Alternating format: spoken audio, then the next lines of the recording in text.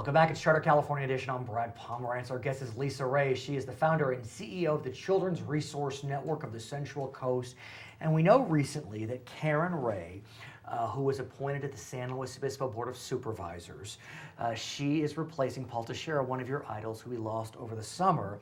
Now, ironically, before the appointment, she got involved with the Children's Resource Network through her former job at Santa Maria High School. Tell us about it. Yes, I'm very excited that Karen, found out that we had a clothing store for teens at a high school, and Right. she was a teacher at a high school. And these are teens in need. Teens in need, yes. The high school that she taught at was both a Title I and a Title III high school, which means there are financially disadvantaged Right. families and language barriers Right. for the children.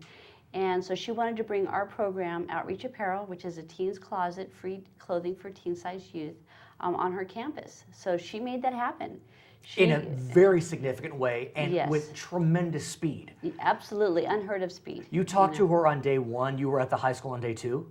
I talked to her on day one. I was at the high school within 2 weeks. Okay, fair enough. Within 2 weeks it Still good. happened. She made that happen, which really is a testimony to what she's able to accomplish. And so what the principal has agreed to do is They're donating 2 classrooms for us to use. One will be a sorting facility for our teen-sized clothing, where the students on the campus will actually help us hang and prepare the clothing for the actual teen store. which is wonderful because it creates volunteer opportunities. They can create some empathy and compassion as they're engaging in this good deed. Yes, and and students, the teens know what's cool and what's not cool. Right, that's true. We sure don't. We're outdated. Right, We're too old to know exactly. what's up. So they are great at going through the clothes and making sure it's in style and preparing the inventory. And it really empowers the youth themselves to be able to help other teens and kids in need. So the sorting classroom is classroom one. yeah, Classroom two will be Outreach Apparel, which will be Right. modeled after our Outreach Apparel here in San Luis Obispo at Pacific Beach High School. It'll be the same model.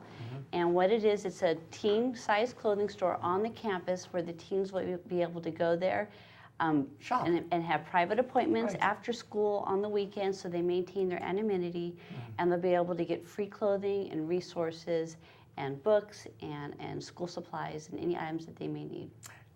You must feel so good about that. I'm thrilled. Yeah, and it is so interesting and ironic that it's Karen Ray Yes. who made this happen, who is Yes. succeeding your hero, Paul Teixeira. Yes, it's really wonderful because she really understands the needs of the Hispanic community and Right. the youth from being a teacher at the school. And Right. so she, in that community at Santa Maria High School, the surrounding neighborhood, there's a lot of Oaxacan families.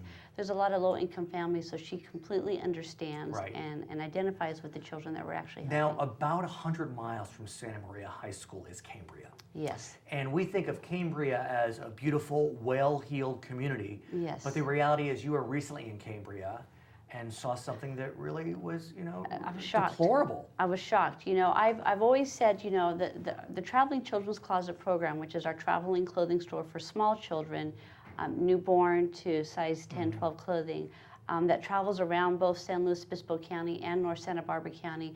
That program was created to reach the isolated children throughout the 2 counties. I was extremely surprised.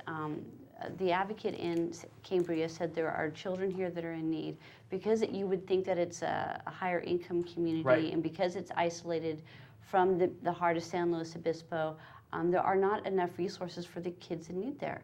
They So needed shoes. I was shocked. There were children standing in line with actually no shoes on their feet. Some of the children just had socks on their feet. Many of the little girls, and I had never seen this before, even in all of our travels with our program, were standing in line with old, dirty baby blankets on their shoulders to keep them warm in the cold. Devastating. But you're doing the good work. Yes. She is Lisa Ray, founder, CEO of the Children's Resource Network. I'm Brad Pomerance. Back to HLN.